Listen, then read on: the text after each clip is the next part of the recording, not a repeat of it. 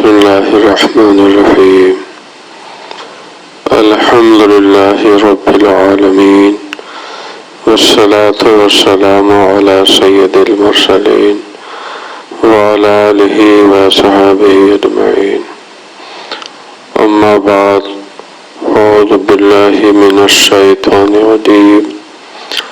بسم الله الرحمن الرحيم.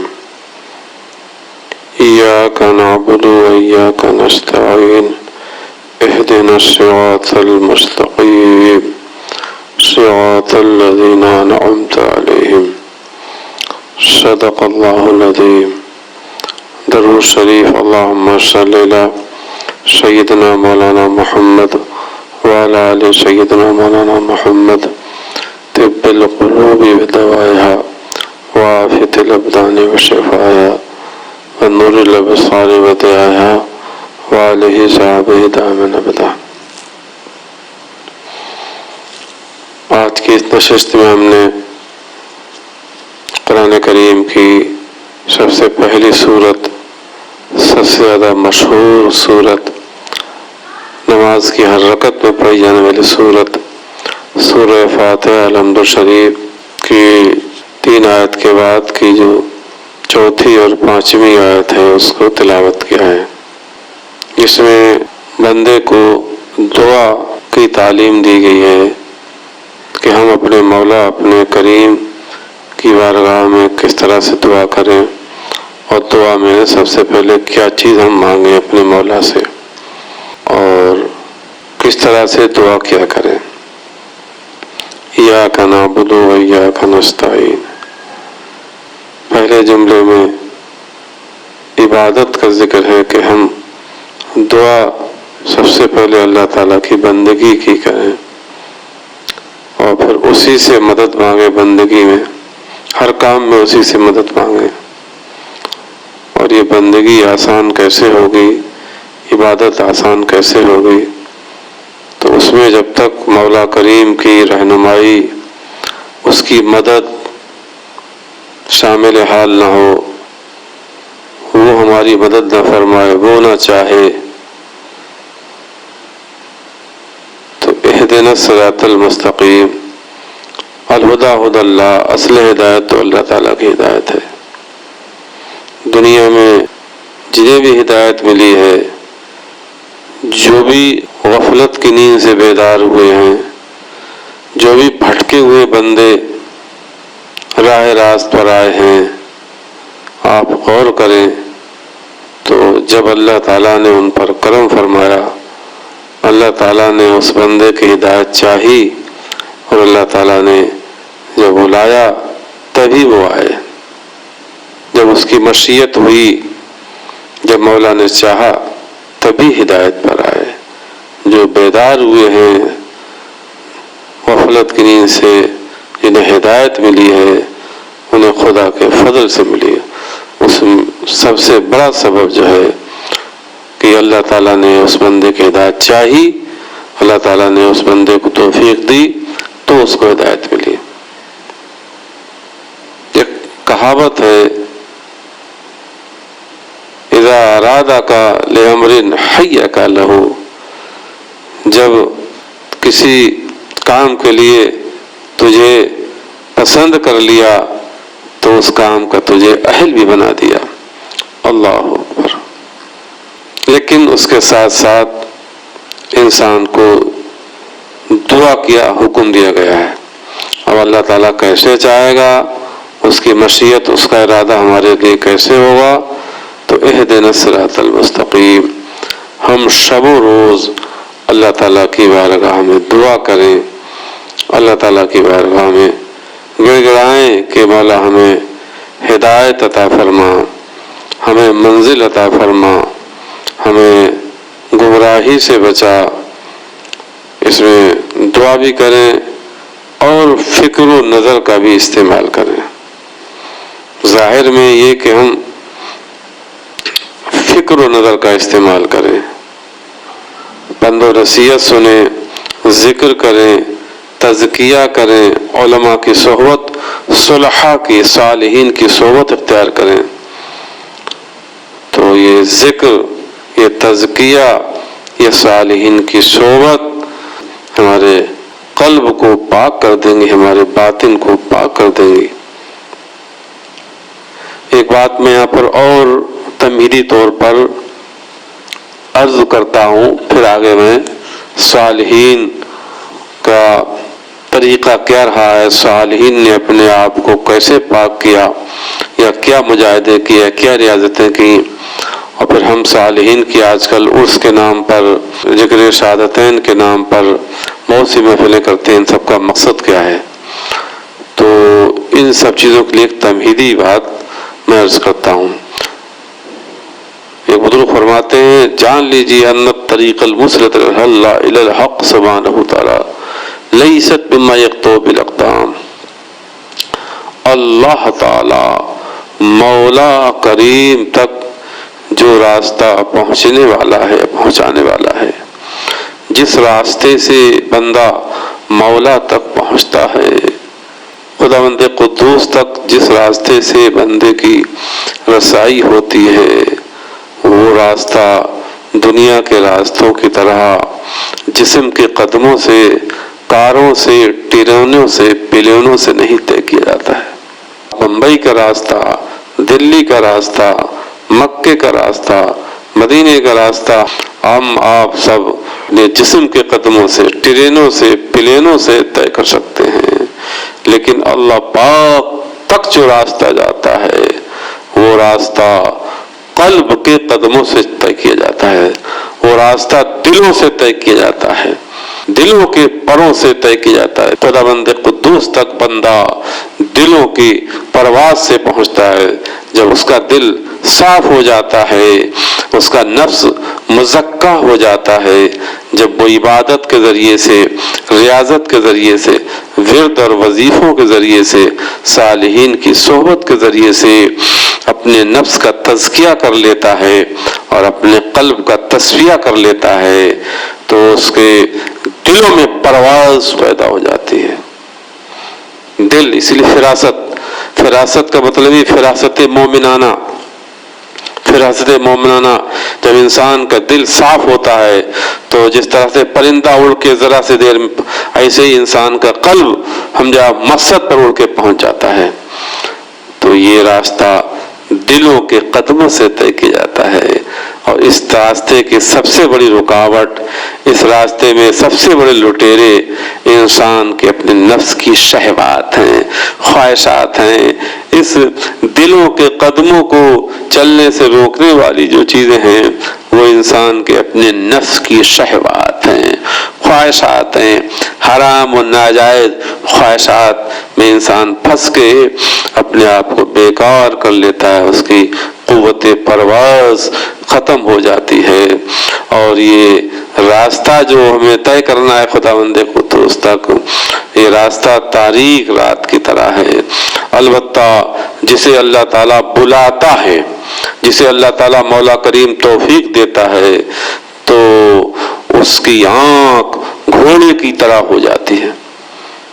گھوڑا جس طرح سے روشنی میں دیکھتا ہے، اسی طرح سے تاریک رات میں بھی دیکھتا ہے۔ یہی حال جس بندے کو اللہ تعالیٰ بلاتا ہے، توفیق دیتا ہے، تو اس کی آنکھ بھی گھوڑے کی آنکھ کی طرح ہو جاتی ہے۔ پھر وہ ہمیں تاریک راستوں کو طے کرتا ہوا چلا جاتا ہے، اور جو طلب میں سچا ہوتا ہے وہ ایک نورانی مینار کا سا کام کرتا ہے۔ وہ نورانی مینار یا روشنی اسے مقصد دکھا دیتی ہے، اور جو مخلص نہیں ہوتے ہیں وہ اس راستے میں پھسل جاتے ہیں۔ جن میں اخلاص نہیں ہوتا ہے، جو طلب میں سچے نہیں ہوتے ہیں، وہ اس راستے میں چل کے بھٹک جاتے ہیں، پھسل جاتے ہیں۔ البتہ جنہیں اللہ تعالیٰ چاہتا ہے انہیں راستے کے لیے اخلاص بھی پیدا کر دیتا ہے ان کے اندر۔ جو اللہ تعالیٰ کی مراد بن جاتے ہیں، اللہ تعالیٰ انہیں اس منزل تک پہنچا دیتا ہے۔ اب ہم آپ کو کچھ ذکر کی باتیں، کچھ تزکیے کی باتیں، کچھ اولیاء کرام، کچھ اسماء طیبہ، کچھ اذکار اور کچھ اولیاء کی سیرت کے بارے میں بتاتے ہیں۔ غور سے سنیے، اور ہر شخص کو چاہیے، عالم، مولانا، مفتی، پیر، مرشد، عوام، مقتدی، طلبہ، ہر فرد جدوجہد کرے، کوشش کرے، ریاضت کے ذریعے سے، ذکر کے ذریعے سے اپنے نفس کا تزکیہ کرے اور اپنے قلب کا تصفیہ کرے اور اپنے اندر خداوند قدوس تک پہنچنے کی قوت و توانائی اپنے دلوں میں پیدا کرے، تاکہ ہم دلوں کے قدموں سے اللہ تک پہنچیں، مولا کریم تک، اپنے خالق و مالک تک پہنچ جائیں۔ اور دلوں کے تزکیے کے لیے اور دلوں کے تصفیے کے لیے ہمیں بہت زیادہ تلاش کی ضرورت نہیں ہے، یا بہت زیادہ علم کی یا بڑی بڑی دعاؤں یا بڑے بڑے وظیفوں کی ضرورت نہیں ہے۔ میں آپ کو صرف 2 ذکر اور 2 وظیفے کے بارے میں مختصر سا بتاؤں گا، اور وہ دونوں ذکر یا دونوں وظیفے اتنے عام ہیں کہ ہر مومن کچھ نہ کچھ ان کا ورد کرتا ہے، پڑھتا ہے، اور اتنا طے ہے کہ جو چیزیں زیادہ عام ہوتی ہیں وہ اتنی زیادہ مفید ہوتی ہیں۔ جسمانی طور پر، طبعی طور پر دیکھیے آپ کہ پانی ہے، ہوا ہے، یہ کس قدر صحت کے لیے، زندگی کے لیے ضروری ہیں اور مفید ہیں، اور کتنا عام انہیں اللہ تعالیٰ نے بنایا ہے۔ ایسے ہی روحانی اعتبار سے، باطنی اعتبار سے وہ اذکار، وہ دعائیں، وہ وظیفے جو بہت زیادہ مفید ہیں، وہ بہت زیادہ عام ہیں، جن میں لا الہ الا اللہ ایک ایسا ذکر ہے، ایک ایسا وظیفہ ہے، یا ایسی دعا ہے کہ کتنی عام ہے کہ ہر انسان مومن اسی کے ورد اور اسی کے ذکر سے بنتا ہے۔ پھر سبحان اللہ، الحمدللہ، اللہ اکبر، یہ تسبیح فاطمی بھی اس کو کہتے ہیں، یہ کتنی عام ہے۔ ہم سبحان اللہ اور لا الہ الا اللہ کے بارے میں تھوڑا سا آپ کو بتائیں گے۔ اگر اس کا ہم ورد کریں اور تزکیے کی نیت سے اور کسی مرشد کی رہنمائی میں، کسی کامل کی رہنمائی سے کریں تو یقینی طور پر ہمارے قلب پاک ہو جائیں گے اور ہمارے دلوں کی تاریکی دور ہو جائے گی، اور اللہ تعالیٰ مولا کریم کے راستے پھر ہم چلنے کے لائق ہو جائیں گے۔ اب آپ کو ہم لا الہ الا اللہ کے بارے میں بتاتے ہیں۔ ایک شخص لا الہ الا اللہ کا ذکر کرتا ہے، ورد کرتا ہے، تو لا الہ الا اللہ، لا الہ الا اللہ، یہ ذکر نفی و اثبات کہلاتا ہے۔ اولیاء اکرام، صوفیاء اکرام کے یہاں پر یہ ذکر نفی و اثبات کہلاتا ہے۔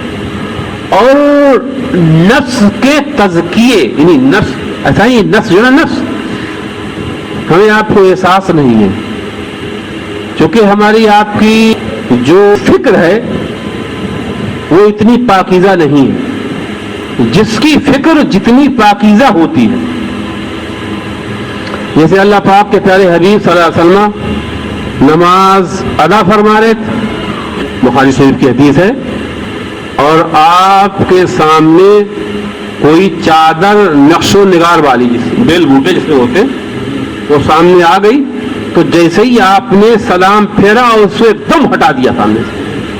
غور کریے، اور وہ چادر ایک صحابی نے آپ کو نظر کی تھی، وہ بھی صحابی تھی جنہوں نے نظر کی تھی، لیکن ظاہر بات ہے جو فکر علوی، جو توجہ اللہ نبی کی ہو سکتی ہے، وہ امتی کی ہو ہی نہیں سکتی۔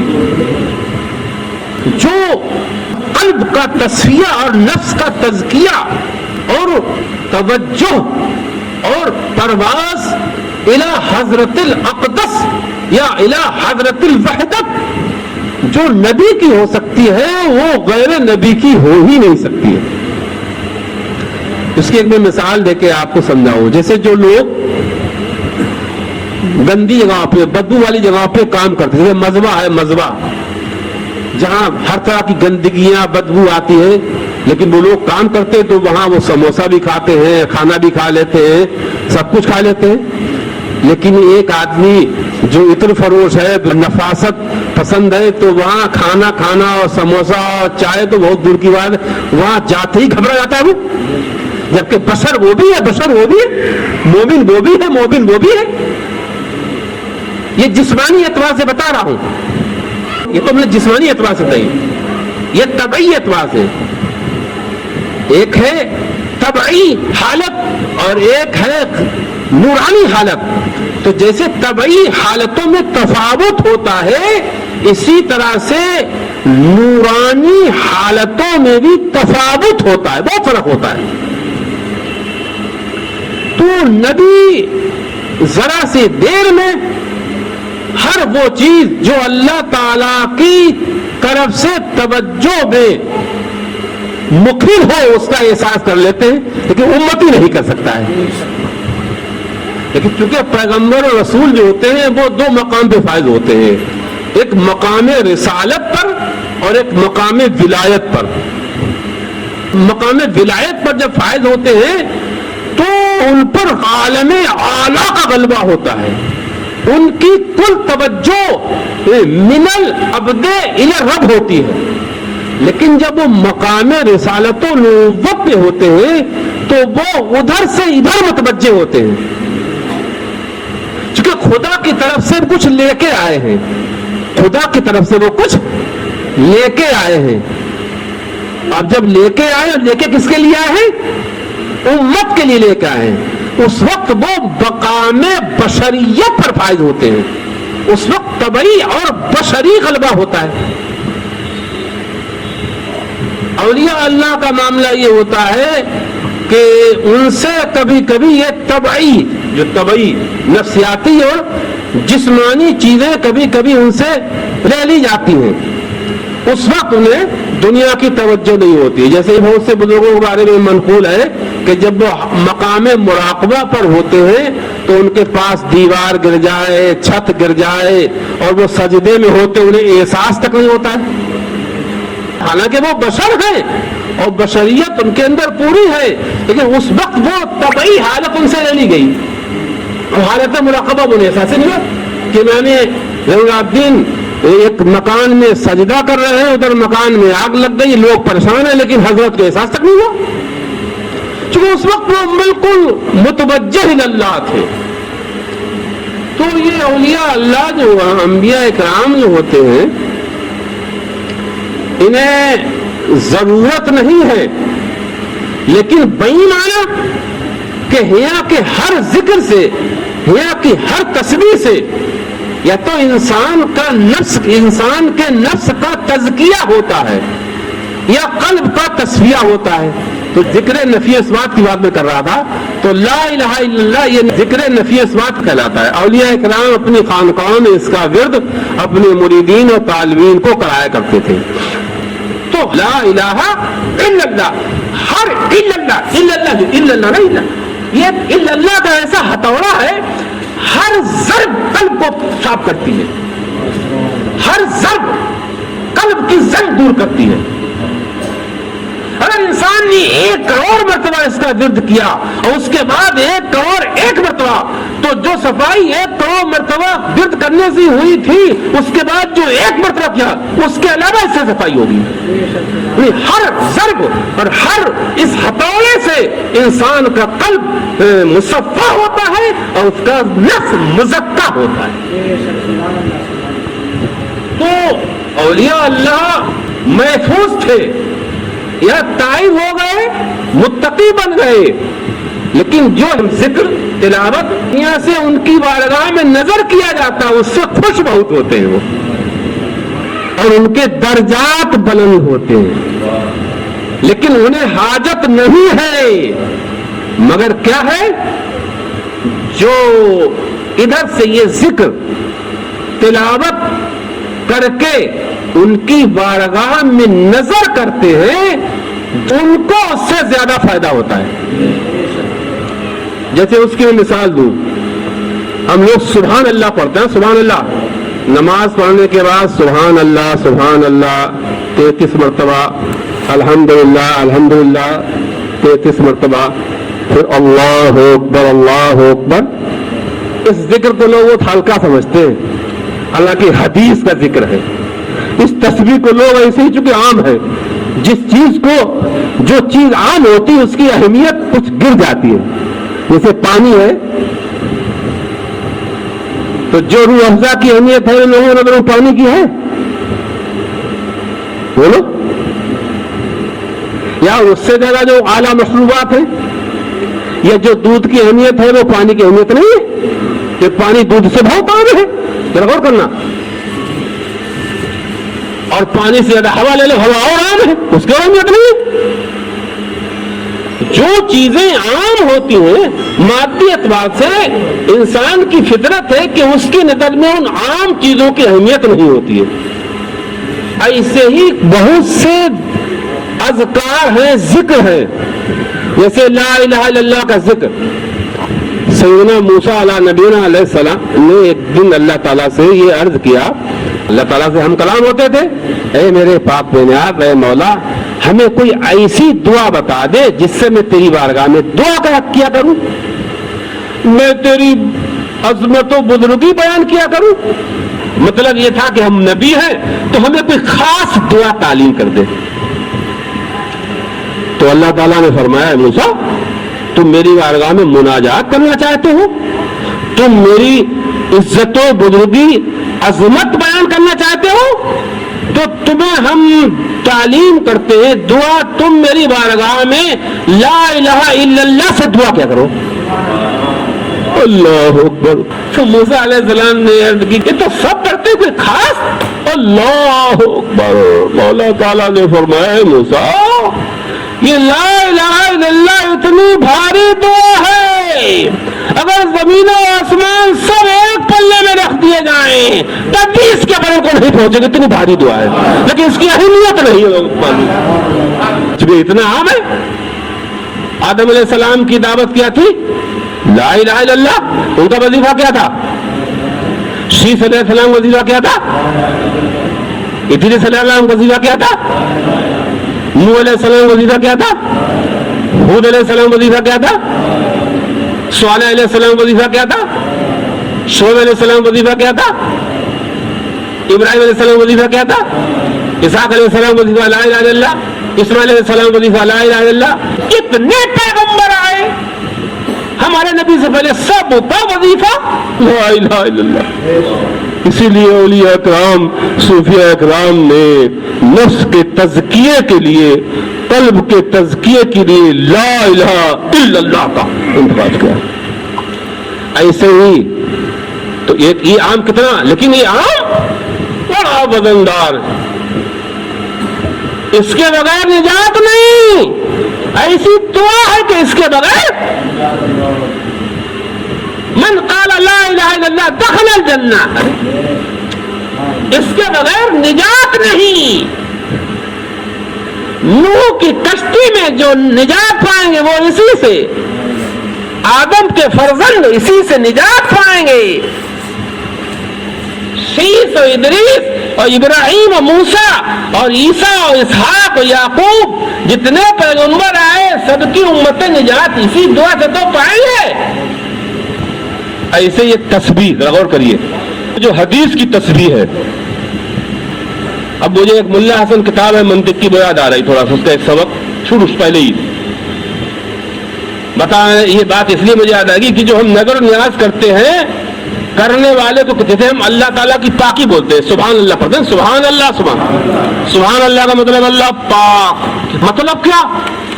ہر چیز سے پاک، ہر نقص، ہر عیب، ہر کمزوری سے پاک۔ جتنی کمزوریاں انسانوں میں ہو سکتی ہیں، جتنے عیوب و نقائص سے بندہ اور مخلوق متصف ہو سکتی ہے، ان سب سے خدا پاک ہے۔ ہم بیوی کے محتاج، اولاد کے محتاج، سونے کے محتاج، کھانے کے محتاج، سماج کے محتاج، مطلب قدم قدم، ہر سانس، ہر پل شکم مادر میں نطفہ بنتے یا نطفے سے پہلے بھی محتاج، سراپا از اول تا آخر محتاج۔ اور جتنی محتاجیاں اور احتیاجیں مخلوق میں ہو سکتی ہیں، خدا سب سے پاک۔ سبحان اللہ، اللہ پاک، پاک، بیوی سے بے نیاز، اولاد سے بے نیاز، بچوں میں سے نیاز، کسی کے سہارے سے بے نیاز، کسی کی مدد سے بے نیاز، کھانے پینے سونے سب سے بے نیاز۔ اس تصور سے جب بندہ کرتا ہے سبحان اللہ، غور کرنا، سبحان اللہ، تو سبا سبوک مناتا پاکی بولنا، اور اگر اس کا تعبیر ہے تو پاک کرنا، تو باتوں سبحانہ ہم نے اللہ تعالیٰ کی پاکی بولی تو کیا اللہ تعالیٰ ہمارے پاکی بولنے سے پاک ہے، پہلے پاک نہیں ہے؟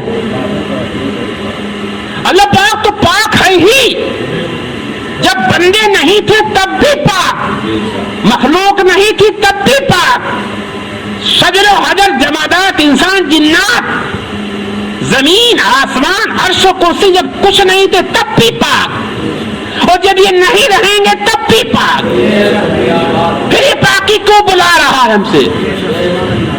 سب ہے، سب ہے، اسما غور کرنا، سب ہے۔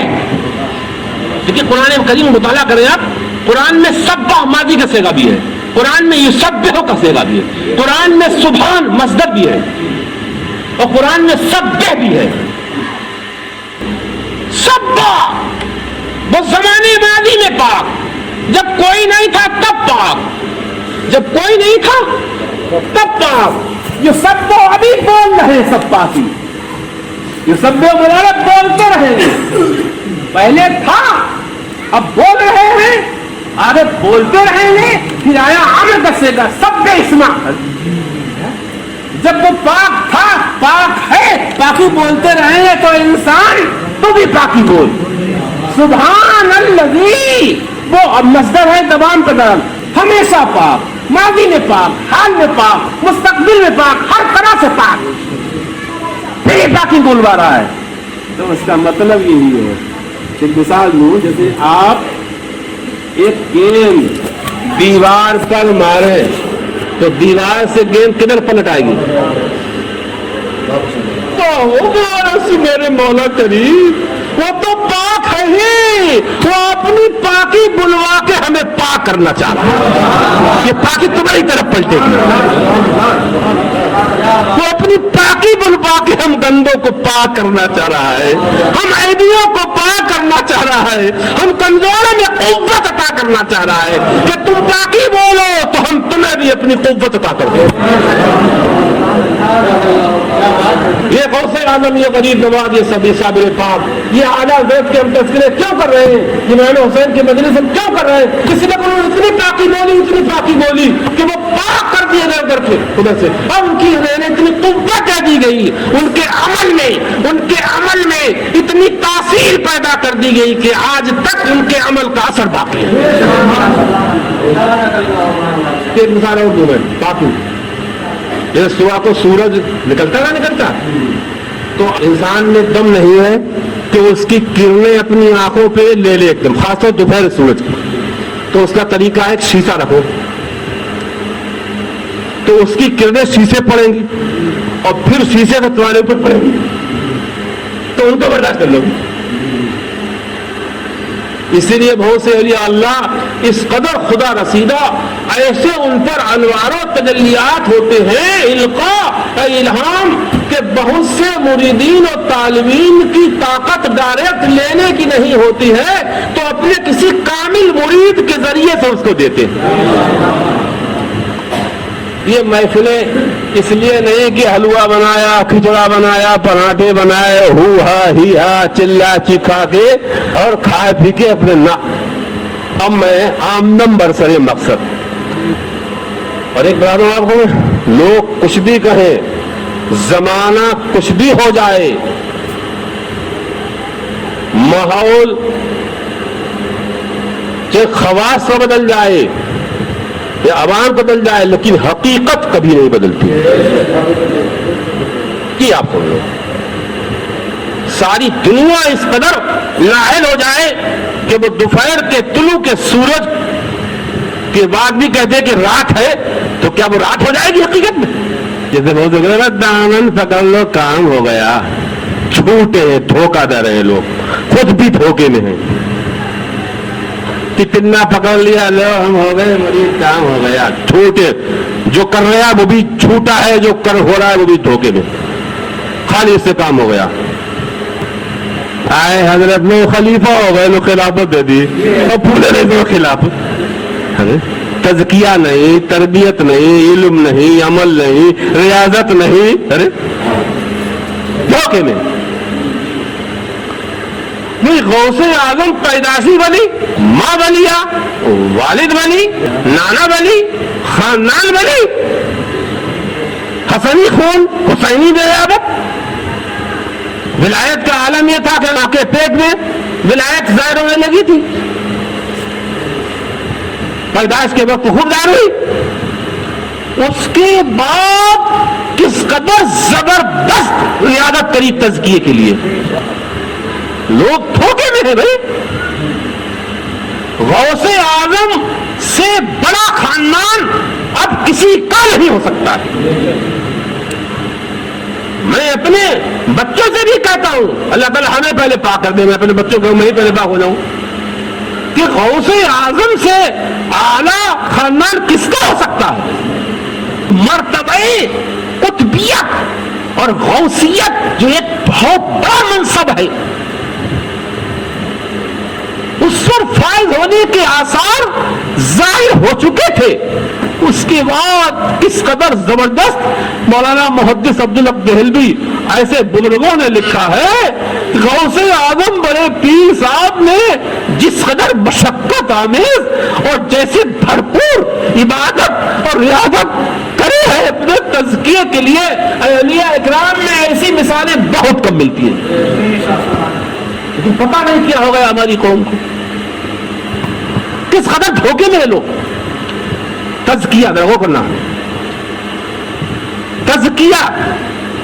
میری اولاد کہے کہ ہم تو نسلی سید ہیں، دیکھو میرے پاس شجرہ موجود ہے، اور نہ پڑھے اور نہ تزکیہ نہ عبادت نہ ریاضت، اور پھر کہے میں تو بس ہو گیا ولی. بالکل دھوکے میں ہم.